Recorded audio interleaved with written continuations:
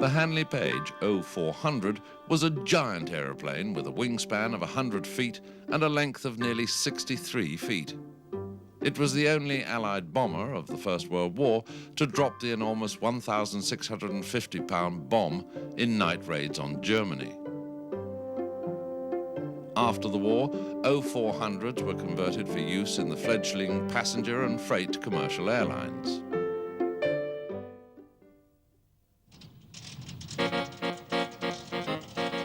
The Avro 504 was one of the longest-serving aircraft in the RAF's history. The first marks, dating from 1913, were used as bombers and reconnaissance aircraft. Later variants, including this 504K, were widely used as trainers until the 1930s. Made of wood and fabric and fitted with a variety of engines, over 8,000 504s were built in a 20-year period of production. The famous School of Special Flying at Gosport used 504s and developed the basics of flying instruction that stayed with the RAF for many years. After service life, many of these classic aircraft went into private hands and became the perfect aircraft for joyriding and charter work that introduced so many members of the public to aviation between the wars.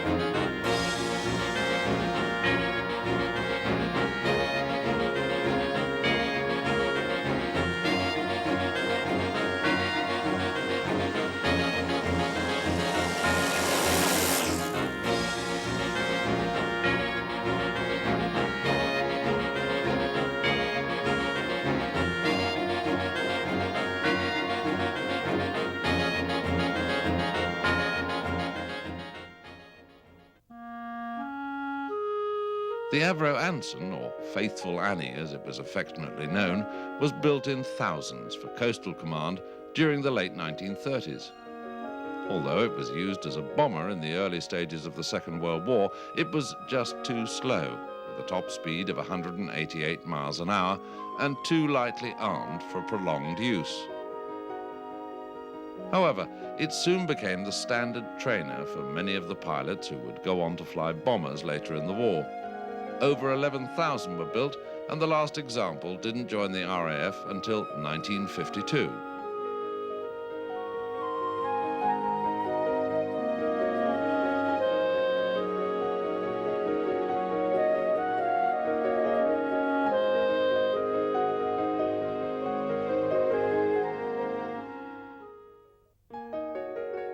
The Bolton Paul Balliol was a two-seat piston-engine trainer used by the RAF from 1952 to 1957.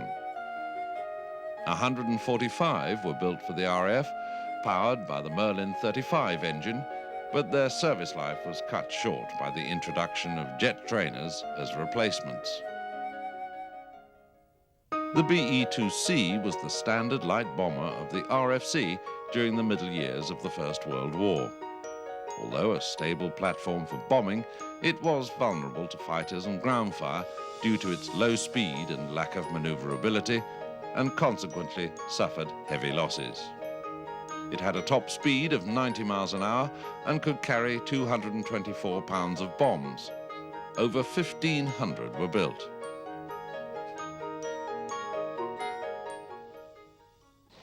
The Bristol Beaufort was Coastal Command's standard torpedo bomber until 1943 and was also used in a variety of other bombing and mine-laying roles. But it was a heavy and underpowered aircraft that suffered heavy losses while flying low-level attacks on German shipping. The Beaufort carried one 1,605-pound torpedo or up to 2,000 pounds of bombs and had a top speed of 260 miles an hour. After torpedo-carrying Beaufighters began to replace the Beauforts, They were used in the Far East and Middle East.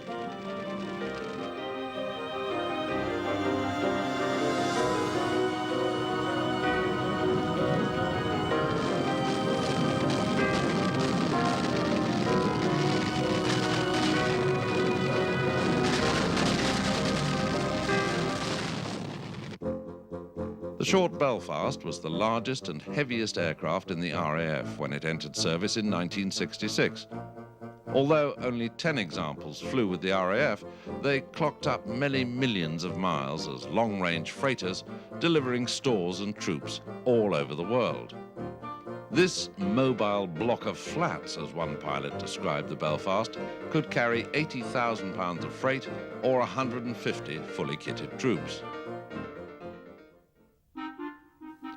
The Blackburn Beverley was a cavernous transport aircraft which served with the RAF from 1956 to 1968. Its rear-loading doors, at that time unique in the RAF, gave easy access for a variety of loads. Although it was cumbersome in appearance, the Beverley had a remarkable short takeoff and landing ability, which made it ideal for desert and jungle work in the Middle and Far East. 47 were built for the RAF and gave 12 years trouble-free service.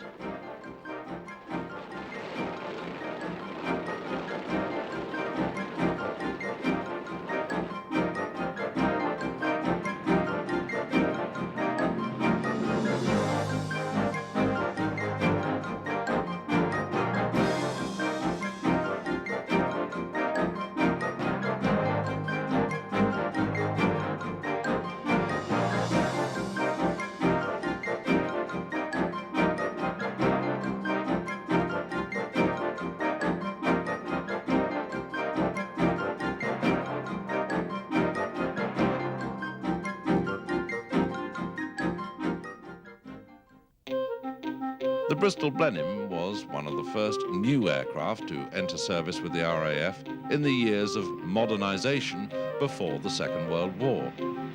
The Mark I proved to be virtually obsolete before the war began, and the Mark IV quickly replaced it.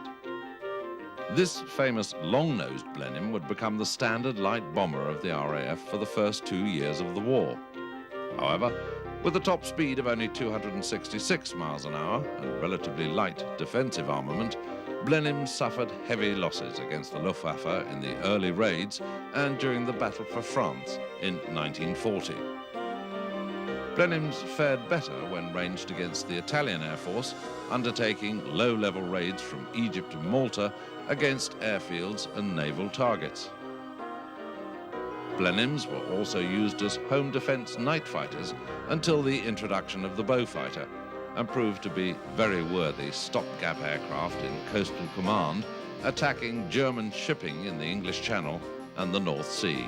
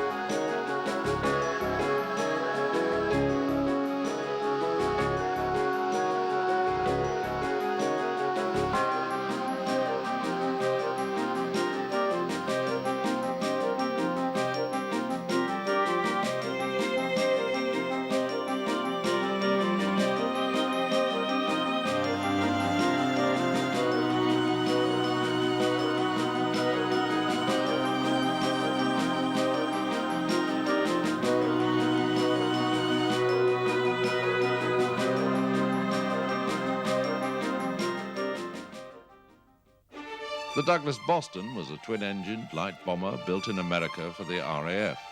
Entering service early in 1942, it could carry double the bomb load of the Blenheim it replaced and had a top speed of 304 miles an hour.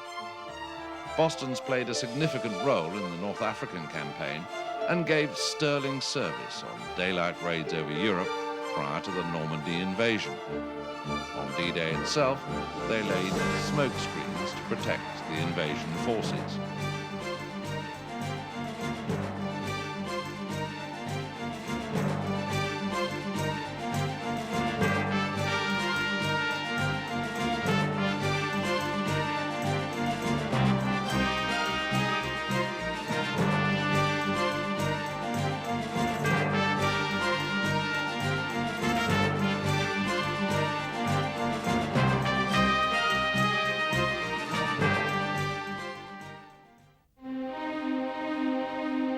The Bristol fighter was one of a handful of great British fighters of the First World War, along with the Sopwith Camel and the SE-5A. The Bristol fighter entered service in 1917 and was something of an oddity, being a two-seater in a world dominated by fierce little single-seaters. But such was the success of this aircraft, with both forward and backward-firing machine guns, that German aircraft positively shied away from combat. Over 5,000 were built, mainly with Rolls-Royce Falcon engines, giving a top speed of 126 miles an hour. Unlike many of its contemporaries, the Bristol fighter stayed in service long after the war, becoming an important part of the Empire policing forces in India and the Middle East until 1932.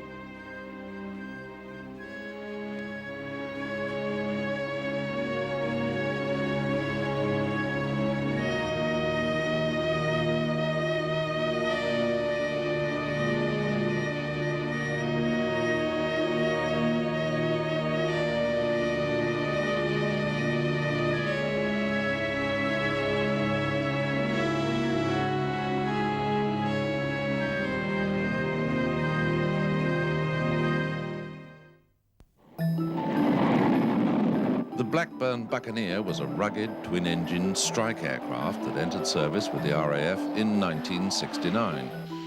It was originally designed for the Royal Navy, but following the cancellation of both the TSR-2 and F-111 orders, both ex-Navy and new Buccaneers were bought for the RAF.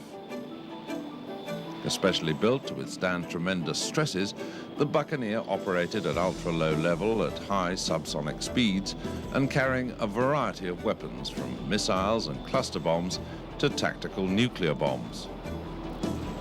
These impressive aircraft were still in service 22 years later, when they were called on to provide laser designation for both the Tornadoes and their own laser-guided bombs.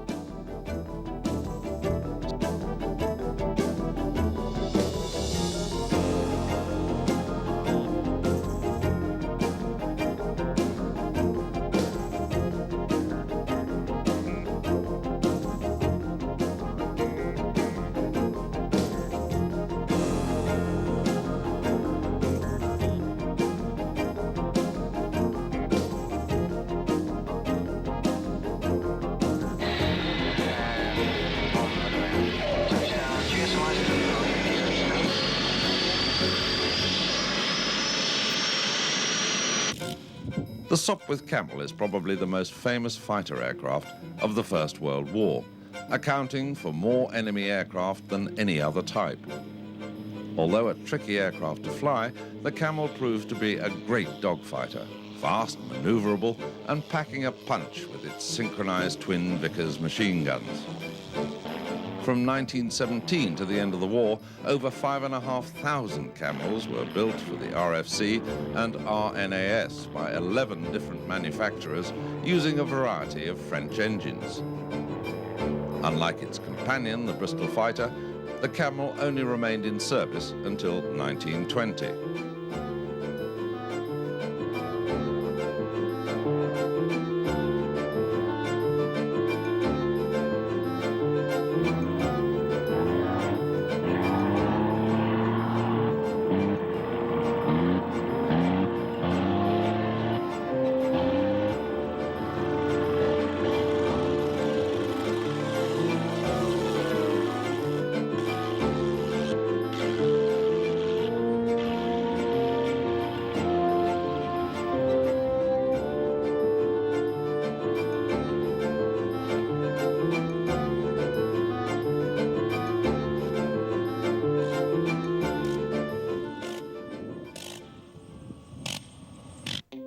The English electric Canberra was Britain's first jet bomber. The Korean War had provided the impetus needed to persuade the British government to accelerate the building of new aircraft, and the Canberra was one of the types given super priority. For more than 20 years, Canberras gave sterling service in many roles for the RAF. Not least of these was as Britain's sole bomber representative among the NATO forces in Germany until the introduction of the V-Force. Designed initially as conventional bombers, Canberras were later adapted to carry a 5,000-pound nuclear weapon, a fact that was kept secret for many years.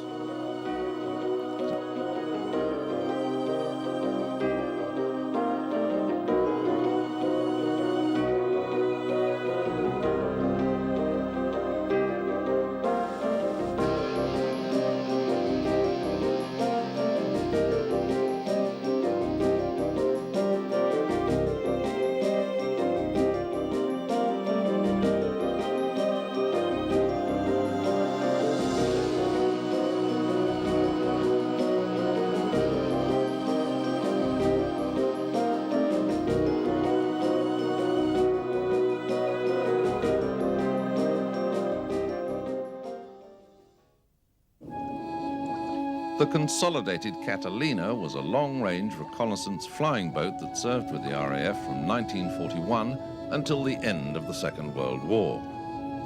Early in the war, it had quickly become apparent that Coastal Command was drastically short of long-range protection for convoys coming across the Atlantic from North America. The few short Sunderlands were soon joined by the American-built Catalinas. Although they only had a top speed of 175 miles an hour, they more than made up for it with a range of 4,000 miles. 22 squadrons, 10 in the UK and 12 overseas, were equipped with Catalinas, which proved to be a tremendous advantage in the fight against the German U-boat menace.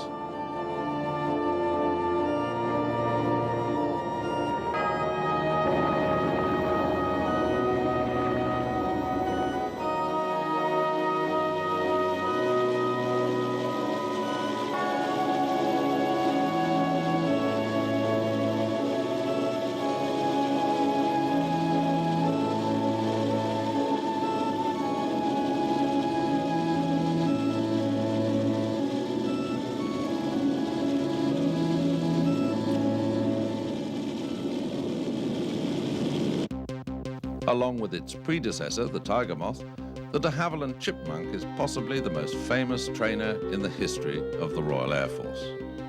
Chipmunks have trained thousands of pilots during more than 40 years in service and have equipped virtually every university, volunteer reserve and regular training school in the RAF.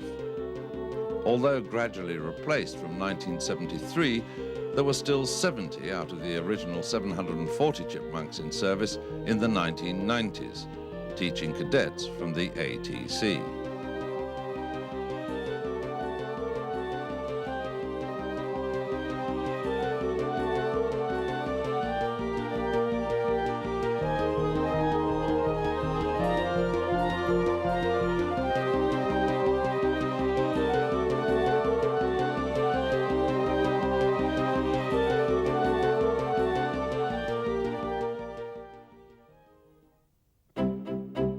The de Havilland Comet was a military transport aircraft that was derived from a commercial airliner. When it entered service in 1956, it was the world's first jet transport. Powered by 4 Rolls-Royce Avon engines, the Comet had a maximum range of 2,500 miles without refueling, providing the RAF with a substantial strategic advance on previous transports. The Douglas Dakota was the backbone of both the RAF and USAF's transport forces during the Second World War. Of almost 11,000 Dakotas built, 1,900 were supplied to the RAF and served in every theatre of war. In virtually every major operation from 1943, including D-Day, Arnhem, the Rhine crossing, and the recapture of Rangoon, the Dakotas were there, dropping paratroops, towing gliders, resupplying with stores, or evacuating casualties. After the war, many were returned to America, but the few that remained served for many years. The last Dakota retired in 1970.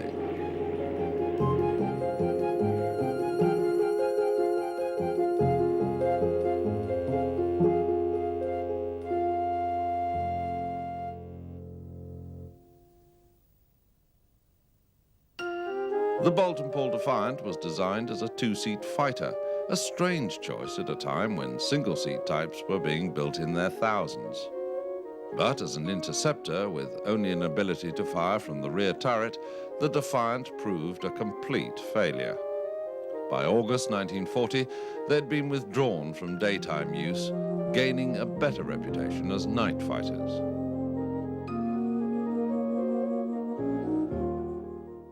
The DH-4 was a light bomber introduced into squadron service early in 1917.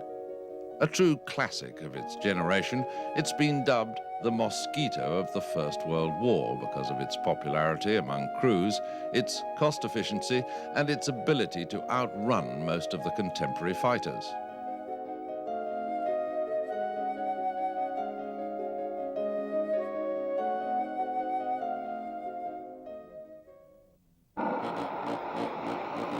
The Eurofighter is the aircraft that will take the RAF well into the 21st century. It's a multi-role aircraft built by a consortium of British, German, Italian and Spanish companies, and it's expected to enter service with the RAF about 2002. The Eurofighter has been developed first and foremost as an air superiority fighter, but can also be used in the ground attack role. It'll have a top speed of just under Mach 2 and state-of-the-art control, navigation and weapon systems. It's hoped that this highly advanced aircraft will provide a platform for further technological improvements during its service life, including the addition of thrust vectoring, so impressive on the modern Russian fighters.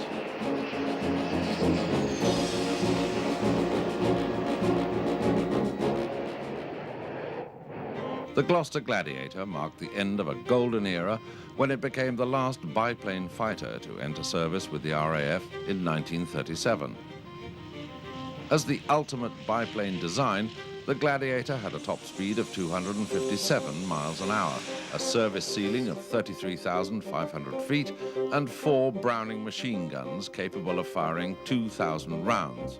An impressive performance, if it hadn't been for the arrival of the monoplane fighters during the same period. But despite the inherent problems of pitting biplane against monoplane, the Gladiators performed admirably in the Mediterranean and North Africa until 1941, accounting for more than 250 enemy aircraft. After withdrawal from the front line, Gladiators continued to perform second-line duties until 1945.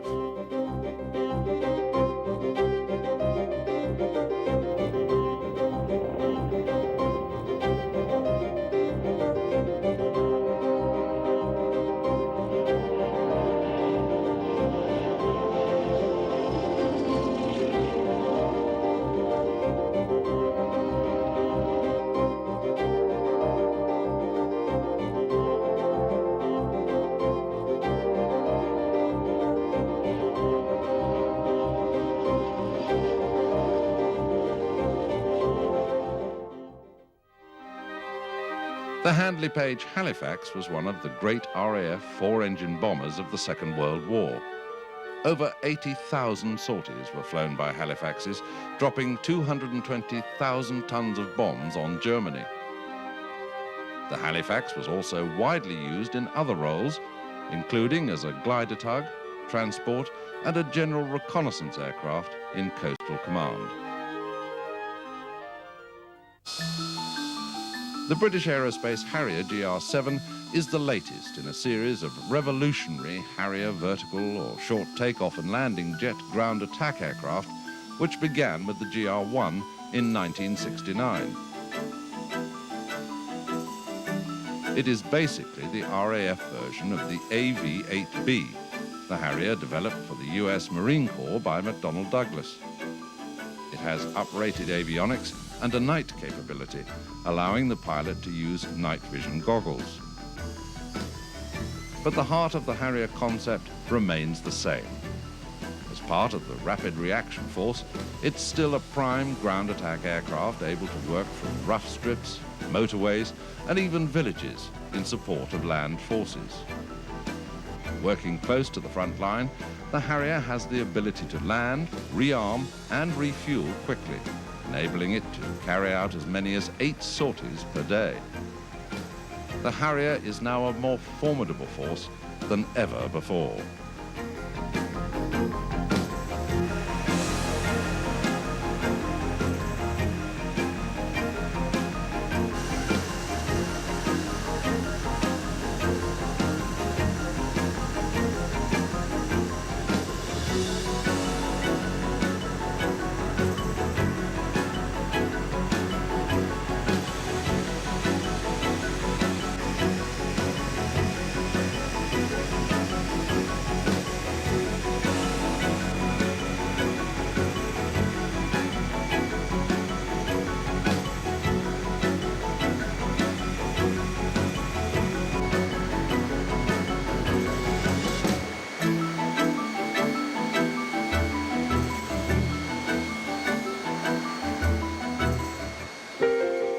The Handley-Page Harrow first entered service in 1937 as a bomber, designed to make up numbers while the new types, such as the Wellington, were awaited.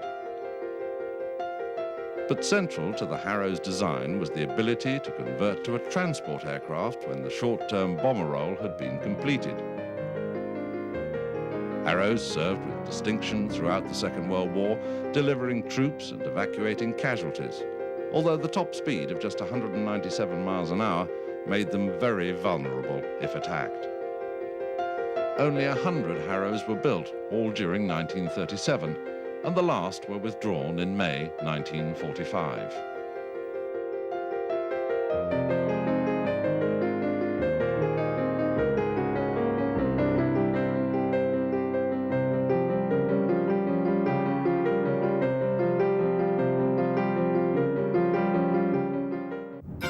The North American Harvard was a standard trainer for the RAF from 1938 until 1955. Normally painted yellow and sometimes nicknamed the Yellow Peril, the single-engine Harvard was not an easy aircraft to fly and taught the trainee pilot to concentrate the entire time he was in the air. But the long canopy gave a marvelous field of vision, and its maneuverability made it the perfect aircraft in which to learn aerobatics. The Handley-Page Hastings became the RAF's standard long-range transport aircraft in 1948. Entering service during the Berlin airlift, Hastings operated throughout the world, delivering stores and troops, dropping paratroops, and acting as trainers, surveyors, and ambulances until their withdrawal in 1968. The 146 Hastings produced covered more than 150 million miles during their 20 years of service.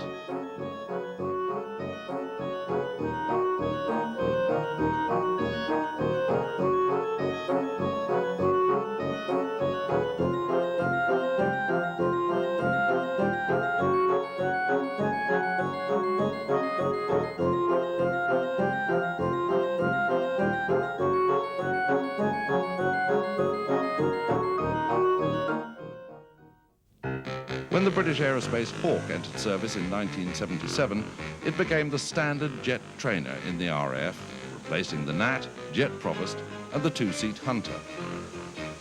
An all-round high performance makes the Hawk the perfect introduction to jet flying for many of the student pilots who undergo advanced instruction and weapons training at RAF Valley in North Wales. The Hawk is, of course, best known as the aircraft that equips the Red Arrows, probably the best aerobatics display team in the world. They travel to many countries, as well as all over Britain, giving exhilarating performances, promoting both the RAF and British industry.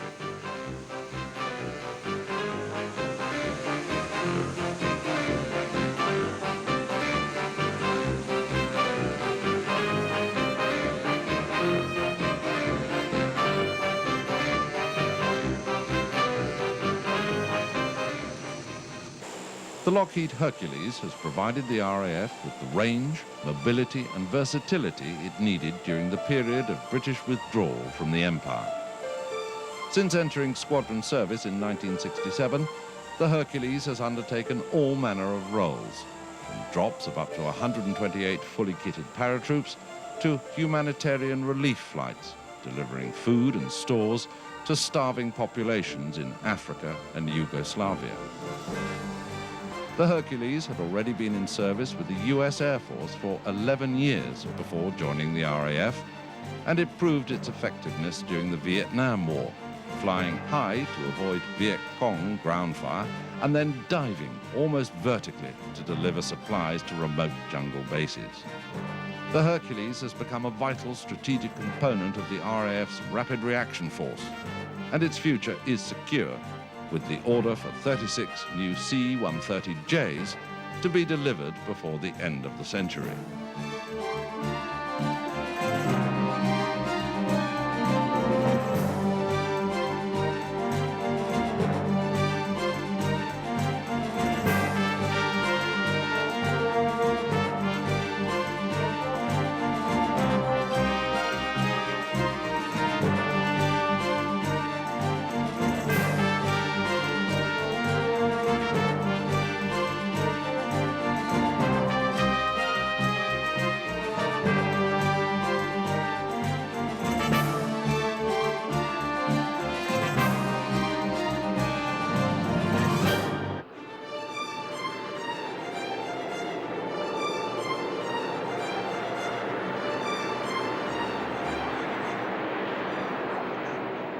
The odd-looking Handley Page Hayford epitomized the problems of the RAF in the early 1930s. Designed in the late 20s, it didn't enter service until 1933, when it was already virtually obsolete. It had a top speed of just 154 miles an hour and a range of less than 1,000 miles. But many of the pilots who would fly the early wartime missions did their first tour on Hayfords. The Hawker Hind was a light day bomber, which varied little from the classic Hawker Hart, which had been the backbone of the RAF's Empire Policing Force since 1931. But the Hind's role was substantially different from that of the Hart, in that it equipped 45 bomber squadrons during the massive expansion period of the mid-30s and gave many of the bomber crews who went on to fly Blenheims, Wellingtons and Whitleys their first operational experience. The Hind also became a vital component of the RAF's training process, as many of the bombers were converted to dual controls. More than 80 flying training schools taught thousands of aircrew in the years leading up to the Second World War. Over 500 Hinds were built for the RAF between 1935 and 1937, and the last examples were withdrawn from service in 1940.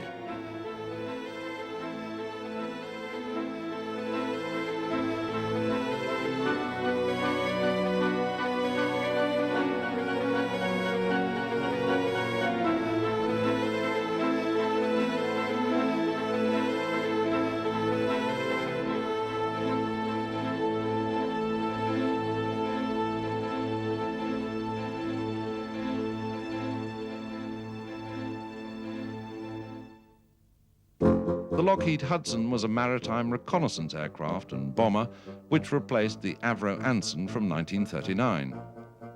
Either by direct purchase or under the Lend-Lease agreement, the RAF received almost 2,000 American-built Hudsons.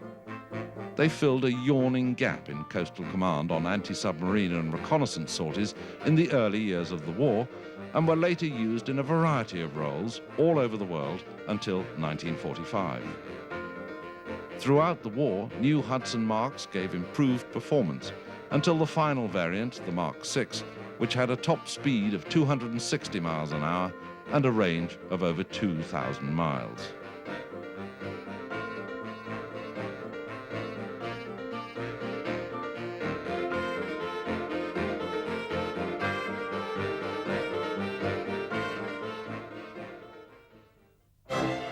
The Hawker Hunter was arguably the best-looking jet aircraft ever to serve with the RAF, and was undoubtedly a dream to fly. Between 1954 and 1959, 1,000 Hunters of 5 different marks replaced the Meteors, Sabres and Venoms both in the UK and in Germany. The Hunter was basically a single-seat interceptor with a top speed of virtually Mach 1 and a service ceiling of more than 50,000 feet. Later on, Hunters were successfully used as ground attack fighters, carrying the 4 30mm Aden cannon standard to all Hunters and a variety of bombs and rockets. So responsive and easy to fly were the Hunters that they were chosen to form the Black Arrows, Treble 1 Squadron's RAF aerobatic team that were the forerunners of the Red Arrows.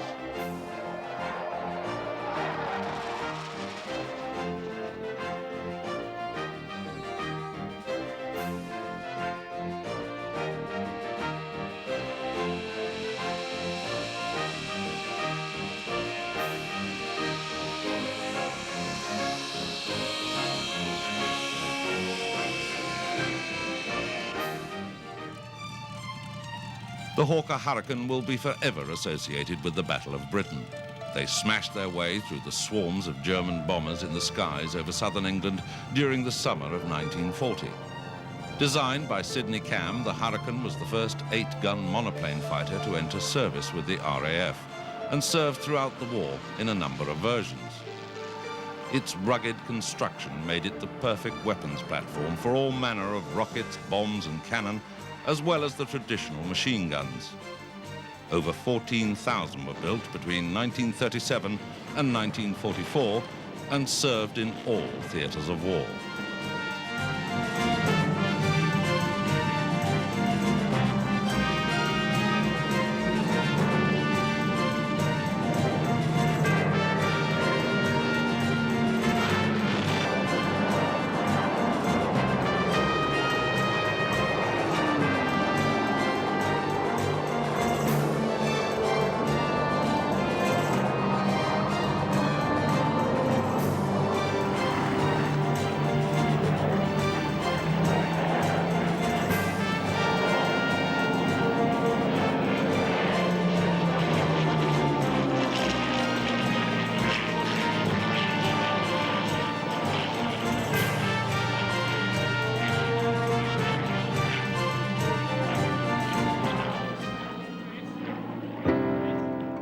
The Iris was Blackburn Aircraft's first foray into large flying boat design. Although only 8 were built, these elegant aircraft were the largest in service with the RAF during the early 1930s.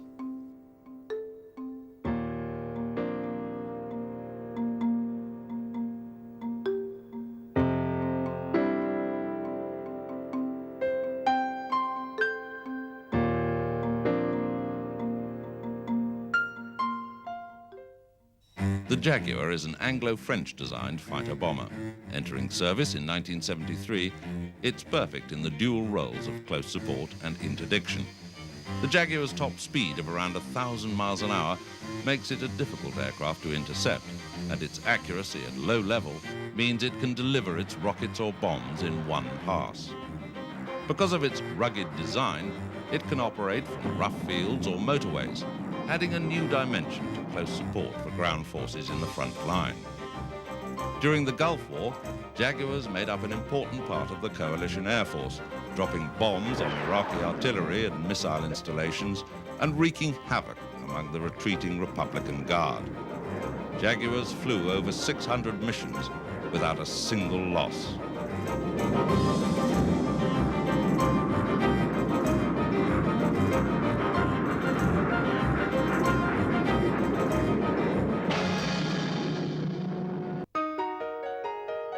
The Gloucester Javelin was the first twin-jet-engine delta-wing fighter in the world when it entered service with the RAF in 1956.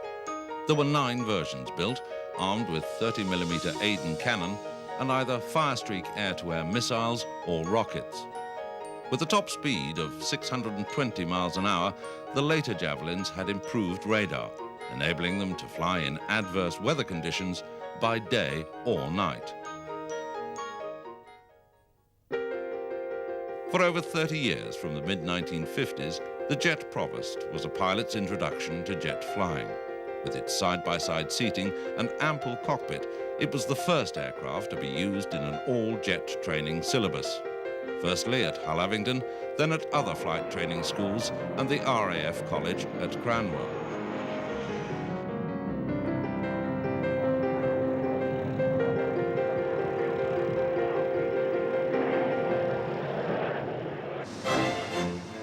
The Avro Lancaster, designed by Roy Chadwick, was probably the most successful night bomber of the Second World War. It evolved almost accidentally because of the failure of the twin-engined Avro Manchester. In fact, the prototype was a Manchester airframe with 6 feet added to each wing and 4 Merlin engines instead of 2 Vultures. It had a formidable defensive armament of no less than 10 machine guns and inherited the massive Manchester bomb bay, which enabled it to carry 14,000 pounds of bombs. Modified versions could carry the immense 22,000-pound Grand Slam bomb. The Lancaster became immortalised as the aircraft used on the Dambusters and Tirpitz raids. Lancasters dropped a staggering 600,000 tons of bombs on 156,000 sorties, representing 2/3 of the total bomb load dropped by Bomber Command in the last 4 years of the war.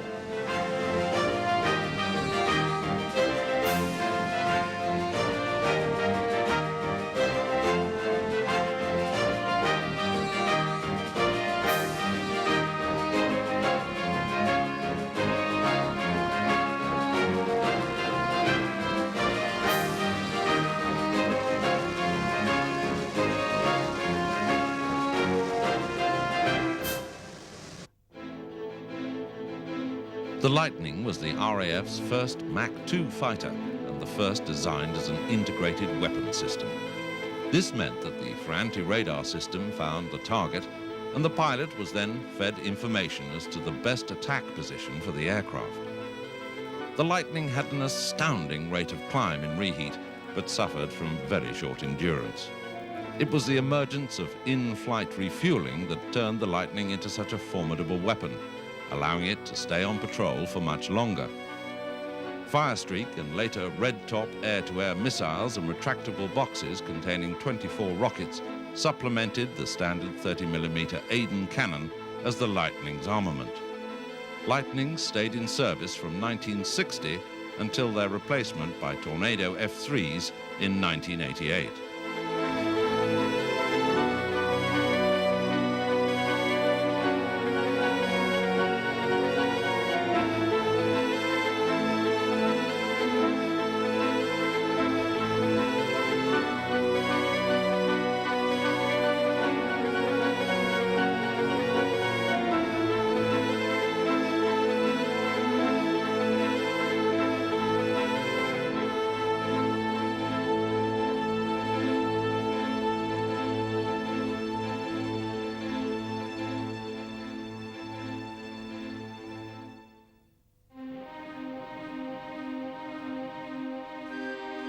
Although the Westland Lysander was designed as an Army cooperation aircraft, it gained its reputation flying cloak and dagger missions, dropping agents and VIPs into occupied France.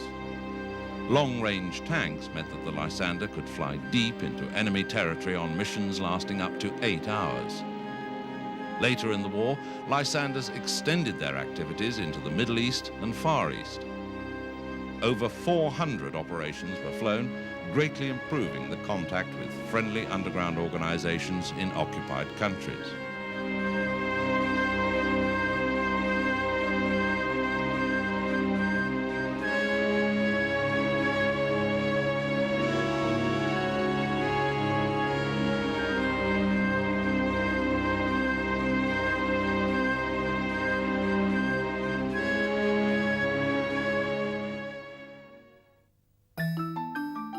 The Hanley Page Marathon was designed as a medium-range feeder airliner by Miles Aircraft. Financial trouble forced Miles to sell the factory and production rights to Hanley Page. In 1953, the RAF received the first of their 28 marathons, which were used as navigation trainers.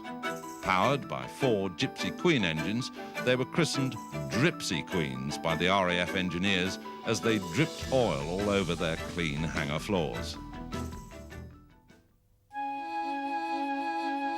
The Martin Maryland and its successor, the Baltimore, were almost exclusively used by the RAF as light reconnaissance bombers in the Middle East. Perhaps its most famous feat was the photographing of the Italian fleet in Taranto harbour in such detail that the subsequent attack virtually changed the naval balance of power in the Mediterranean.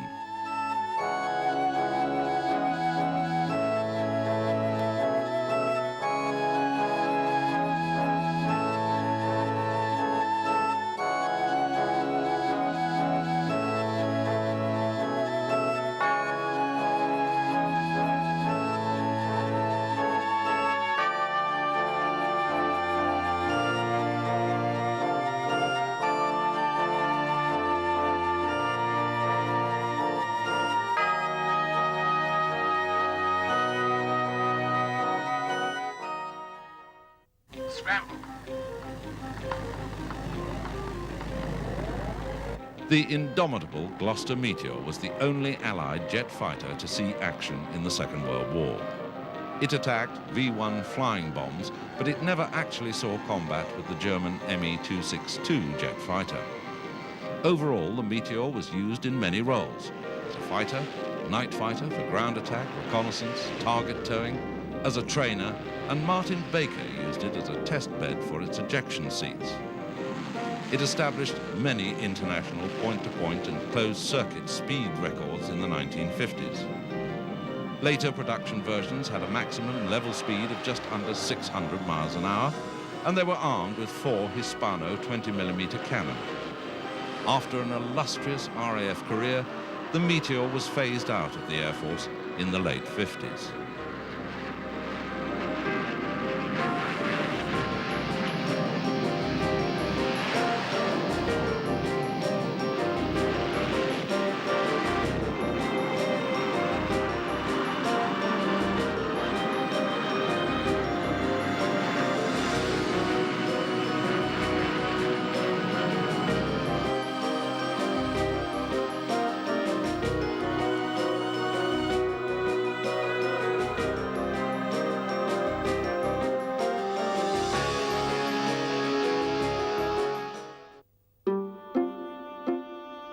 The North American B-25 Mitchell became one of the finest medium bombers of the war, serving both in the Pacific and in Europe.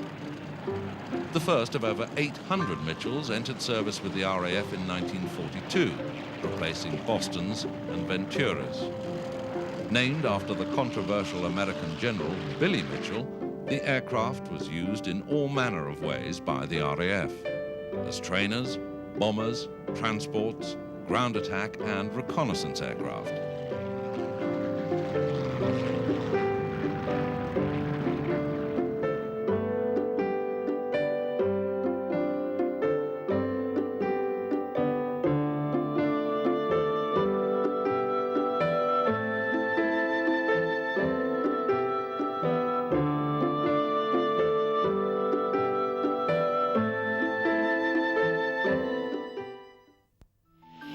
Probably the most versatile aircraft to fly with the RAF during the war, the de Havilland Mosquito succeeded in every role it was given. From its entry into service in 1941, it was used as a bomber, night fighter, pathfinder, fighter bomber, anti-shipping strike, and reconnaissance aircraft. The attributes of the Mosquito were many. At 380 miles an hour, it could evade virtually all German fighters. Mainly constructed of wood, it was very difficult to spot on radar, giving it almost a stealth capability.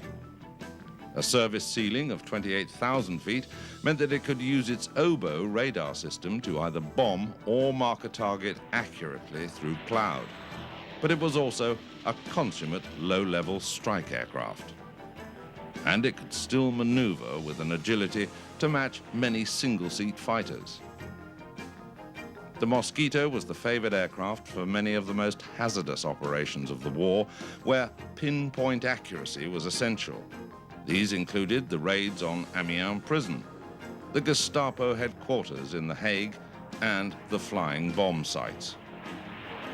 Almost 7,800 Mosquitoes were built, and the last examples, PR-34A reconnaissance versions, were not withdrawn until the end of 1955.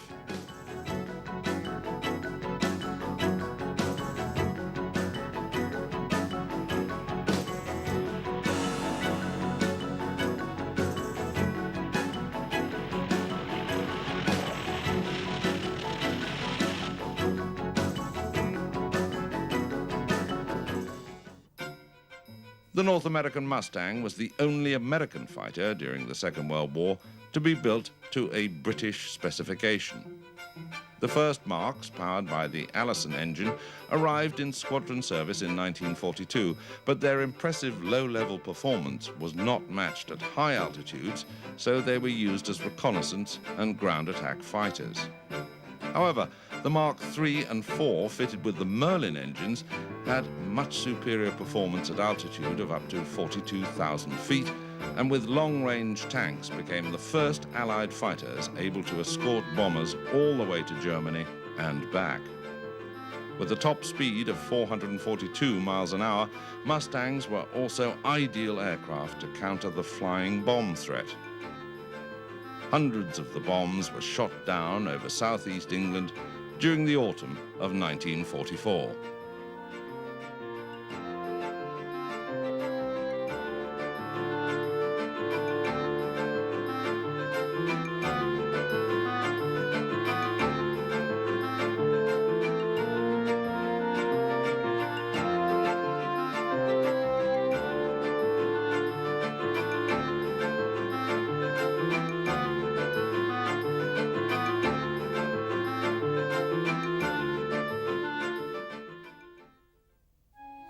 The Hawker Siddeley Nimrod evolved from the tried and tested Comet airliner and military transport to become Britain's foremost maritime reconnaissance aircraft since 1969.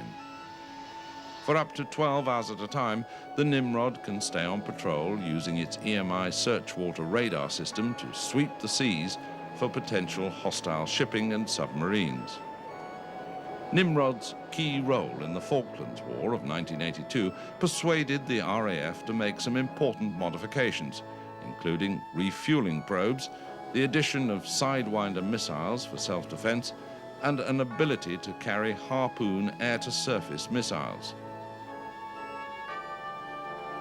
Despite a reduction in the force in the early 1990s, the future of Nimrod is assured, with an order for new versions to be delivered early in the 21st century.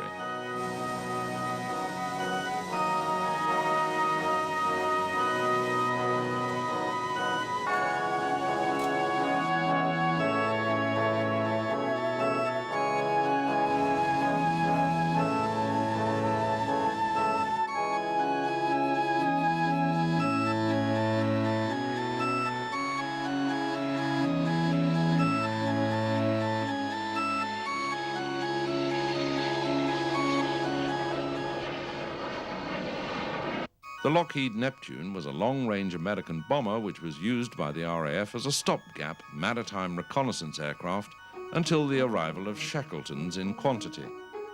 Entering service in 1952, the Neptunes had a top speed of 353 miles an hour and a range of over 4,000 miles.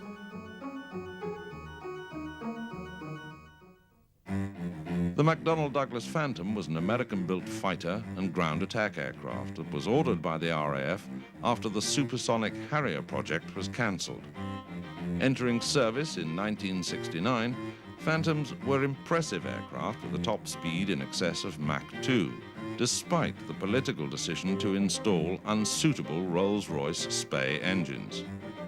Fitted with a look-down, shoot-down radar system and a wide range of weaponry, the Phantoms proved to be very useful aircraft until they were finally withdrawn in 1992.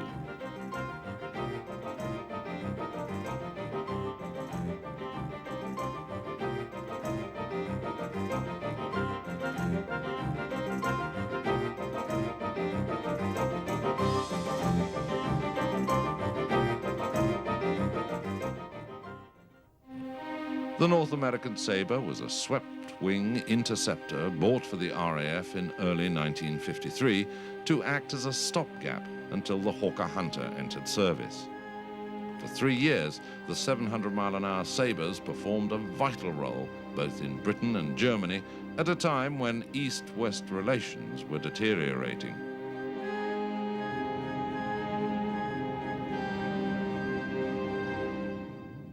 The Supermarine Scarpa was a reconnaissance flying boat that entered service in 1935. As virtually a modernized version of the Southampton, the Scarpa saw active service from bases in Malta and Egypt, flying protection patrols for neutral shipping during the Spanish Civil War. The last Scarpas were replaced in 1938.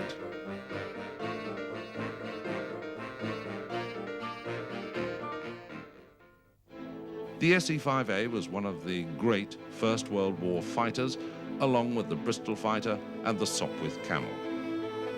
First flown on active service in 1917, the SE-5A was probably the best aircraft to be built by the Royal Aircraft Factory and was the chosen aircraft of some of the best-known aces of the war, including Mick Mannock and Billy Bishop.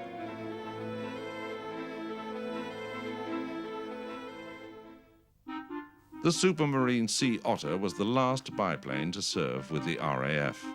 This air-sea rescue amphibian had greater range at 900 miles and could carry a bigger load than its predecessor, the Walrus. 141 Sea Otters, originally part of an Admiralty order, served with the RAF until the end of 1945.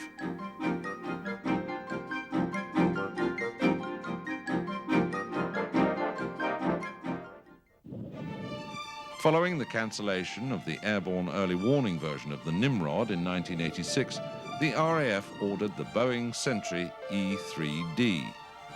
The Sentry is based on the Boeing 707 airframe, and it's used to detect both low and high-flying aircraft, as well as an air command post. Entering service in 1991 and subsequently operating during the Bosnia crisis, the Sentry has added a much-needed dimension to the RAF's capabilities, being able to spend many hours on station at altitudes of up to 40,000 feet.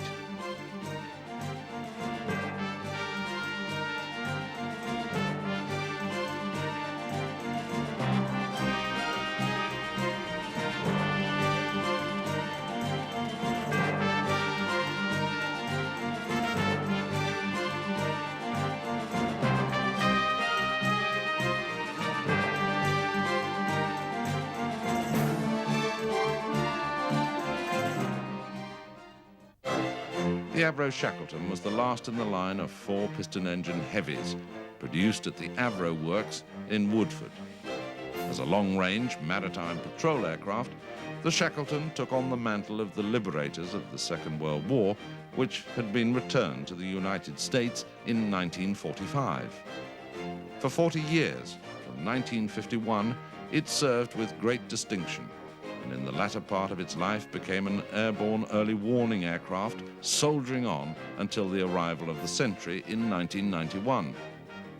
The mighty roar of the 4 Griffon engines became a familiar sound to the crews of Coastal Command as they spent many hours patrolling the vast waters around the coast of Britain and the Iceland-Faroes Gap.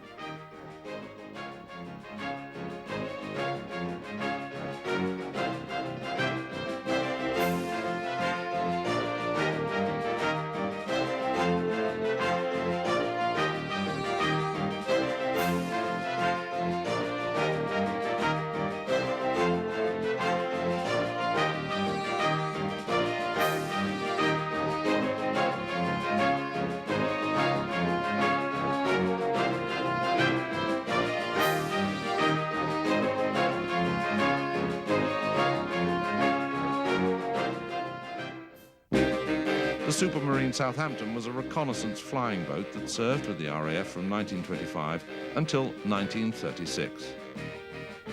In their years of service, they became famous for their long-distance flights to all the corners of the world. In 1927, 4 Southamptons left Britain on a 27,000-mile trip via the Mediterranean, India, and Hong Kong before arriving at Singapore a year later. These elegant aircraft were immensely reliable despite a modest performance, a cruising speed of no more than 85 miles an hour and a range of just under 1,000 miles.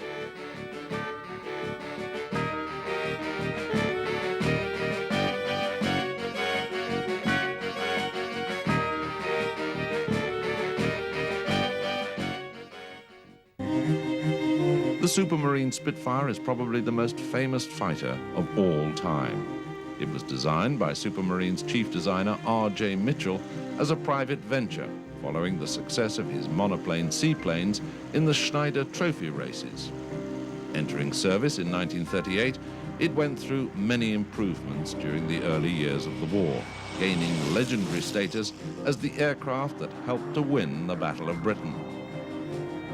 By 1942, the Focke-Wulf 190 had outclassed current Spitfire variants and more improvements were needed.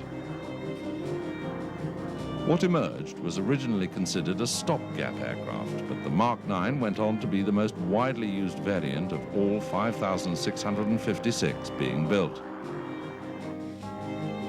An uprated 1,660 horsepower Merlin 61 engine was installed, giving a top speed of 408 miles an hour, and immediately this Spitfire began to get the upper hand over its German adversaries. Its standard armament was 2 20mm cannon and 4 303 Browning machine guns. Until the end of the war, the Mark 9 was to be the standard version, equipping up to 90 squadrons.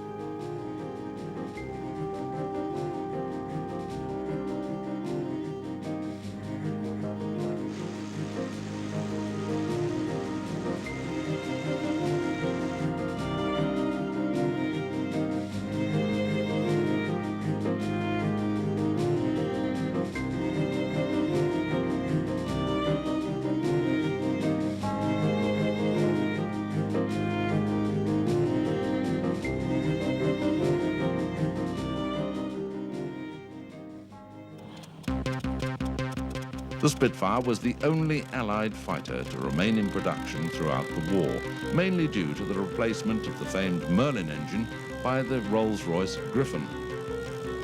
This gave more than 2,000 horsepower and made the Spitfire one of the fastest piston-engine aircraft in 1945, 8 years after the first versions were delivered. R.J. Mitchell's design was indeed a true classic. The Supermarine Stranraer was the last biplane flying boat to enter service with the RAF. From 1937 until 1941, Coastal Command flew Stranraers on reconnaissance sorties from home bases until they were finally replaced by Sunderlands and Catalinas.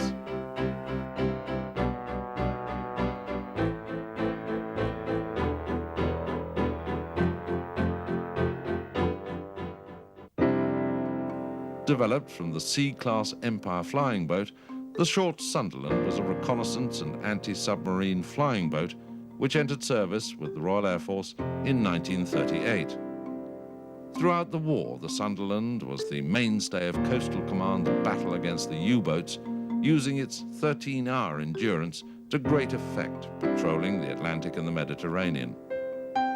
Not only was the Sunderland a good sub-hunter, accounting for 60 U-boats during the war, it was also home to many of the crews who preferred to live on their aircraft between sorties rather than revert to domestic life ashore. After 1945, Sunderlands took part in such operations as the Berlin Airlift and the Korean War, remaining in service until 1959. It was the last flying boat to serve with the RAF. The Supermarine Swift was a swept-wing interceptor designed as a fallback in case the Hunter didn't meet expectations. However, handling problems at high altitude meant that it only stayed in service for 18 months during 1954 and 55. Later variants were converted to high-speed tactical reconnaissance roles and proved to be more successful, serving 4 punishing years on low-level sorties before being withdrawn in 1961. The Swift is probably best remembered for a number of speed records, including the new world record of 737 miles an hour in September 1953.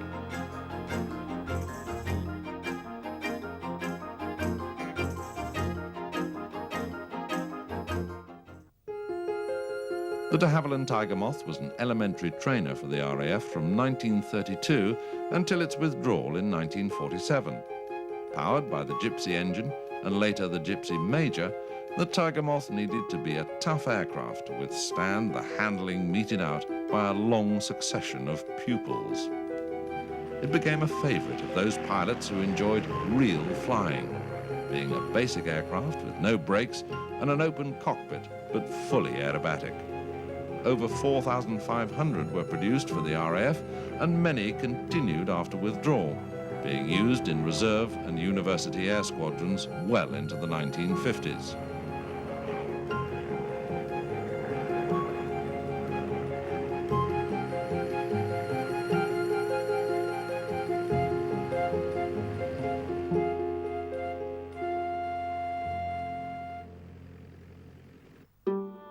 The Hawker Tomtit was produced in response to a specification requiring a replacement for the long-serving Avro 504.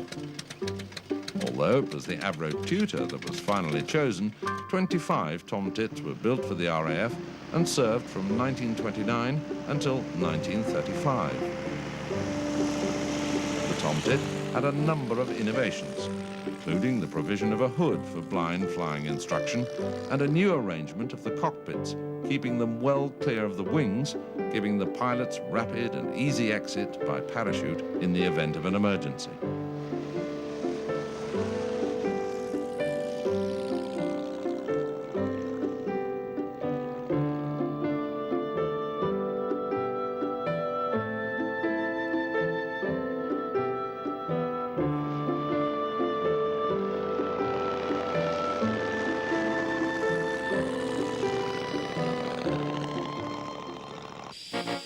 Alone among the three countries building the Tornado, Britain required a supersonic interceptor variant to replace both the Lightning and the Phantom. The F-3, which entered service in 1987, is an advanced fighter, carrying both Skyflash and Sidewinder air-to-air missiles, as well as a 27mm Mauser cannon, and using the Foxhunter intercept radar look-down, shoot-down system.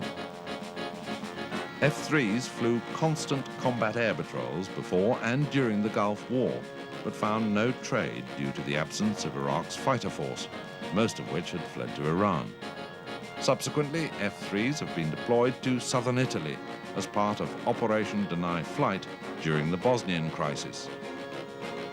It's expected that the F-3 will remain in service well into the 21st century, eventually being replaced by the Eurofighter.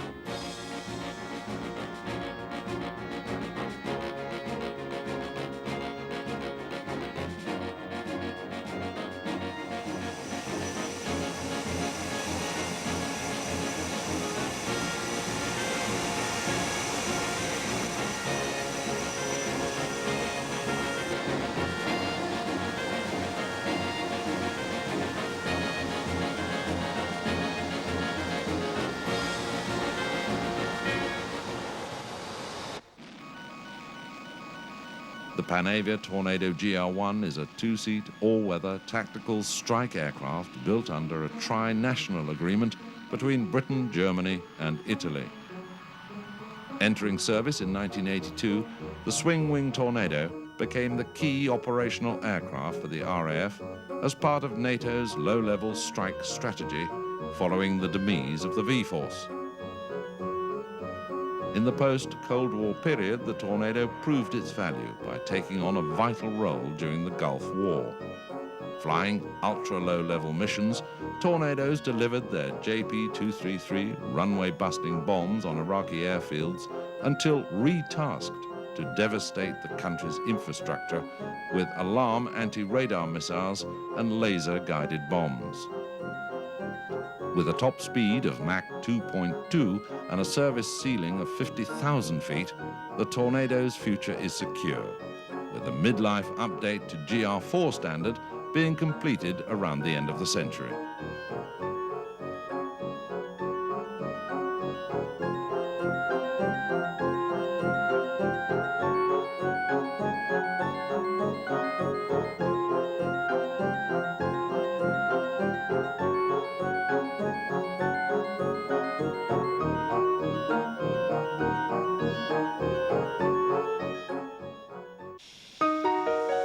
The short Tucano is an ad initio trainer which entered service in 1989 and is based on an original Brazilian design from Embraer. It replaced the aging jet Provost and provided a much improved performance in range, endurance and climb, while proving to be substantially cheaper to fly. Unlike the jet Provost, the Tucano has tandem seats, the first since the Chipmunk, which reflects the more traditional arrangement found in the advanced Hawk jet trainer and the fast operational jets many of the pilots hope to fly.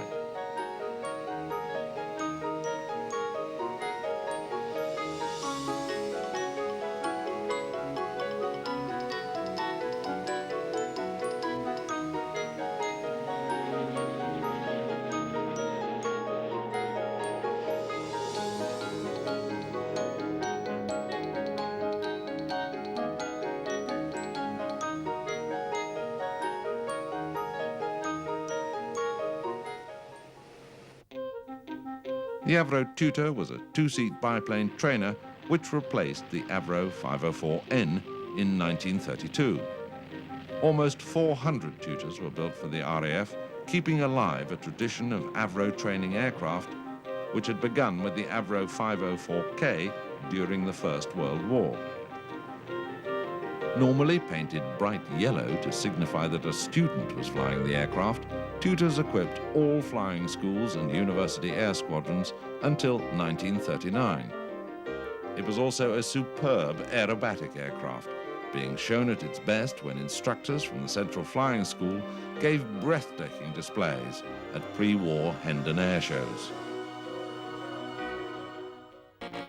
The Hawker Typhoon was a superb ground attack aircraft, which spearheaded the Allied advance through Europe in the last year of the war. Designed as a fighter, the Typhoon was almost withdrawn completely due to constant engine and airframe problems. However, once these were sorted out, it became one of the most feared weapons, flying devastating low-level raids at high speed against German targets.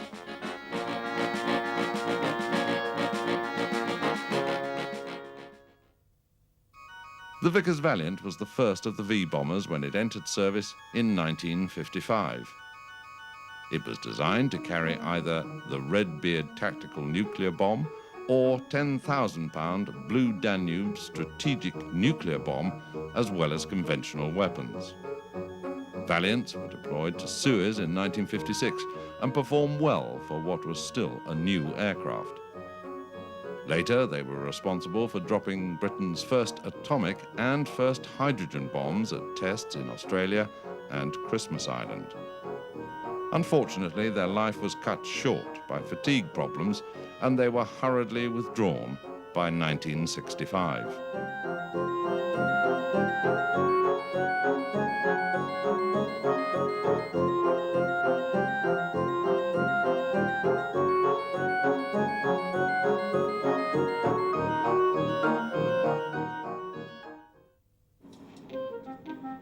The de Havilland Vampire was Britain's second jet fighter, entering service in 1946. It was built in fighter, fighter bomber, night fighter and training variants, the last examples being withdrawn as late as 1969. With a top speed of 548 miles an hour, the Vampire was popular among both air and ground crews, being a good aerobatic aircraft, easy to fly and easy to maintain. The Handley Page Victor was the last of the V-bombers to enter service and the most versatile.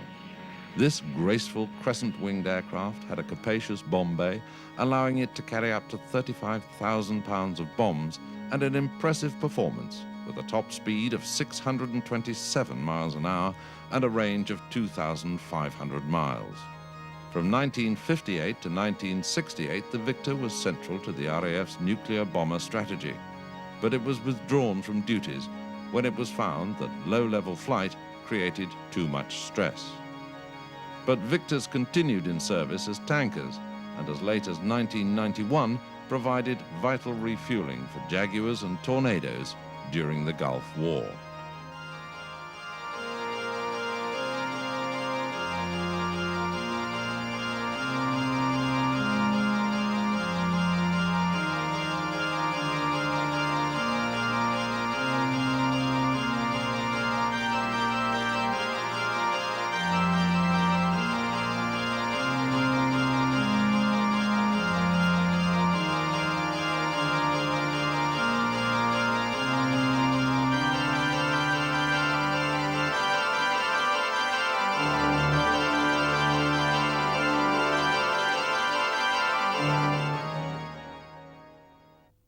The Vickers Wildebeest was a biplane torpedo bomber which entered service in 1932, and it was still flown on operations in the Far East as late as 1942. Virtually obsolete by the outbreak of the war, the Wildebeests had to soldier on due to the late arrival of the Beaufort replacements. This 150-mile-an-hour aircraft continued to patrol the British coastline and, despite heavy losses, put up a gallant fight, flying low-level attacks from Singapore and Java against Japanese shipping.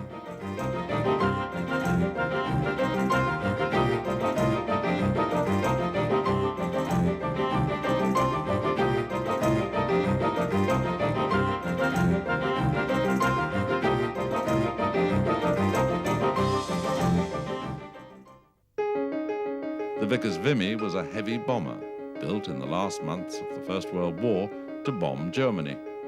However, Vimys didn't enter service until 1919, and orders for 1,500 were drastically reduced to just 200. Powered by Rolls-Royce Eagle engines, the Vimy had a top speed of only 100 miles an hour, but it could carry a bomb load of 2,500 pounds, and it had a range of almost 1,000 miles. Unlike most of the other heavy bomber types built for the war, Vimys survived the post-war cuts and continued in service until 1933, initially as bombers and transports, and finally as trainers. Probably the most famous exploits of the Vimy, though, were the two long-distance flights by Alcock and Brown across the Atlantic and the Smith brothers from Britain to Australia, both in 1919.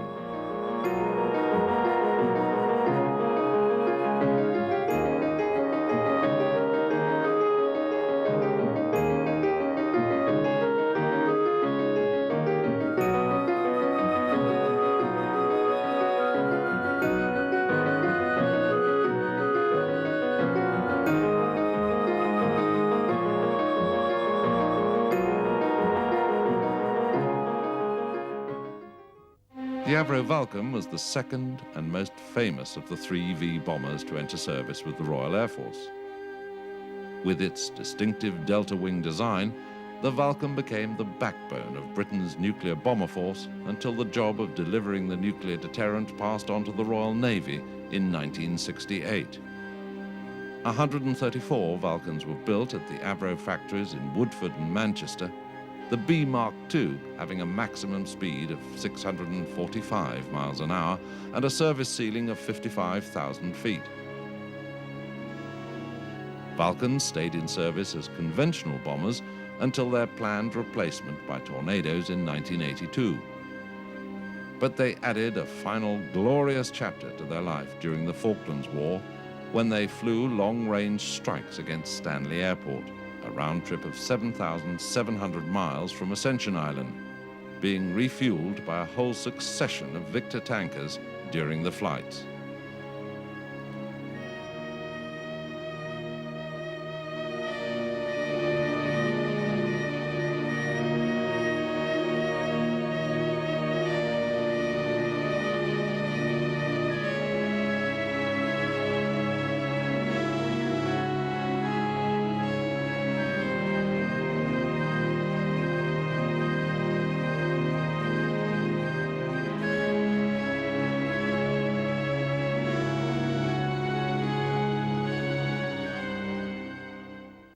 The Supermarine Walrus, or Shagbat as it was known, was designed as a catapult aircraft for ships, but was most famously used as an air-sea rescue amphibian.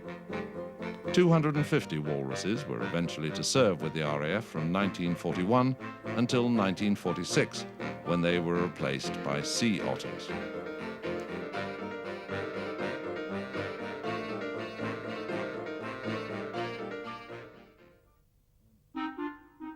The Westland Wapiti was a general-purpose biplane that was variously used as a bomber and reconnaissance aircraft. Although they gave faithful service in home-based squadrons, they are undoubtedly best known for their long and grueling years of service in India and Iraq. In hot, dusty conditions across deserts and mountains, Wappities served from 1929 until 1940, equipping no less than 10 squadrons throughout the Empire. These rugged aircraft were a modest improvement over the First World War vintage types they replaced, but their adaptability became invaluable in areas where spares were in very short supply. The Vickers-Wellesley was the first aircraft to be built around Barnes-Wallis' strong geodetic design. Entering service in 1937, Wellesleys equipped 6 bomber squadrons before being withdrawn from the UK in 1939 and redeployed to the Middle East and East Africa. Their most famous exploit was in 1938, when 2 Wellesleys flew non-stop from Egypt to Australia over 7,000 miles in 48 hours.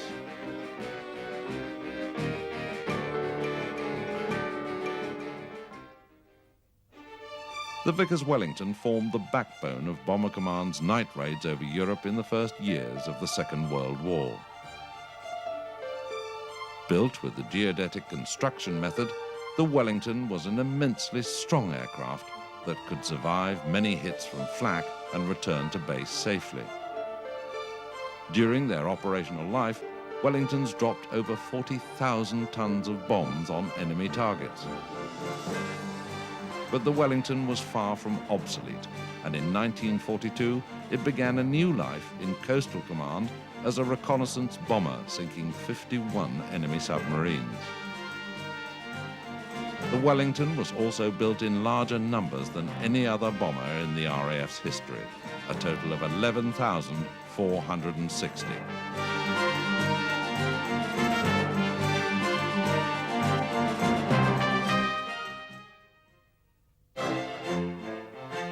The Westland Wessex was a transport and ground attack helicopter which entered service with the RAF in 1964.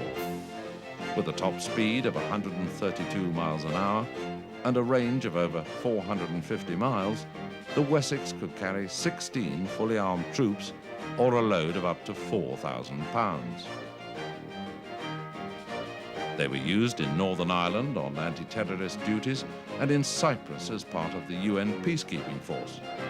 But they're probably best known as the all-yellow painted air-sea rescue helicopters that have saved countless military and civilian lives from the sea and cliff faces all over the UK.